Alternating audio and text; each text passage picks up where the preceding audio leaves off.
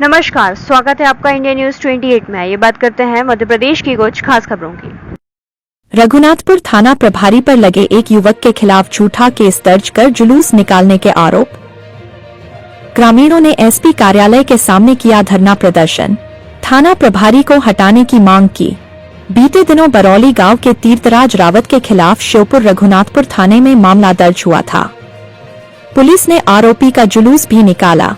इससे नाराज होकर ग्रामीणों ने मंगलवार को श्योपुर एसपी कार्यालय का घेराव कर दिया और उन्होंने कहा कि बरौली गांव के तीर्थराज रावत के खिलाफ थाना प्रभारी प्रदीप शर्मा के द्वारा झूठा मामला दर्ज किया गया है और उसका जुलूस भी निकाला है।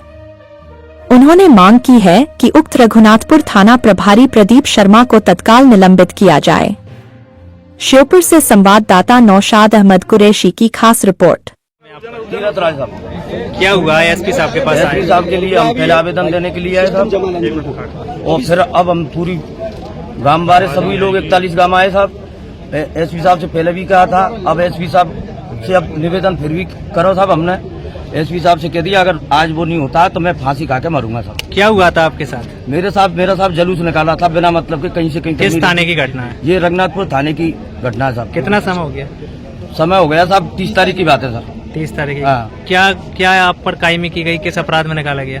मुझको कोई काम ही उनने करी थी साहब मेरे ऊपर, माने 500 रुपये जुर्माने लगाएगा हफ्ता वसूली आप पर? हाँ, ड्यूटी लगाने के कारण और माने रंजिश के कारण, और मुझको वैसे ही बंद कर दिया। शुभ नाम क्या है आपका? तीर्थराज रावत, निवासी बरौली। क्या एफआईआर हुई है आप पर? धारा कौन सी लगाई गई उनके द्वारा? कार्रवाई क्या क्या की है, कौन कौन सी धारा लगाई है? उन लोगों ने साहब झूठी कार्रवाई करी, पता नहीं साहब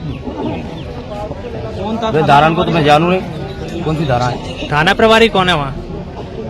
प्रदीप शर्मा सर। अच्छा, क्या चाहते हैं आप? अब क्या चाहते हैं? हम सस्पेंड चाहे साहब। अच्छा, तो अभी आपकी एसपी साहब से बात हुई? एसपी साहब ने नौकरी शाम तक निराकरण करेंगे, अगर एसपी साहब निराकरण नहीं करते तो मैं फांसी लगा के मरूंगा साहब। अच्छा, और इसके जिम्मेदार एसपी साहब ही रहेंगे। सर एक और है, जो थाना प्रभारी है वो अपने आप में प्रभारी मंत्री का आदमी बताता है, उन्हें मेरा कहीं कोई कुछ नहीं बिगाड़ सकता है। जो उसकी मनमानी है वही वो करता है। आज भी वो अवैध कई ऐसे कारोबार चल रहे हैं उसके, आज वो अवैध रेत का खनन करवा रहा है। ऐसे कईयों लोगों को जो वरिष्ठ लोग हैं उनके लिए खींच करके इस तरीके से मानसिकता को टेंशन देता रहता है। अभी जो जुलूस निकाला है वो बेफिजूल निकाला है। जुलूस यदि किसी कानून में लिखा हो तो वो बताएं। कहीं पूरे मध्य प्रदेश में इस व्यक्ति पे एक भी एफआईआर कहीं किसी थाना। आप बता रहे हैं ये जनप्रतिनिधि रहे, क्या रहे हैं ये? पूर्व में सरपंच रहे हैं सर। अच्छा जी, इसकी माता रही है इसकी। अच्छा, माता रही है ये तो नहीं रहे?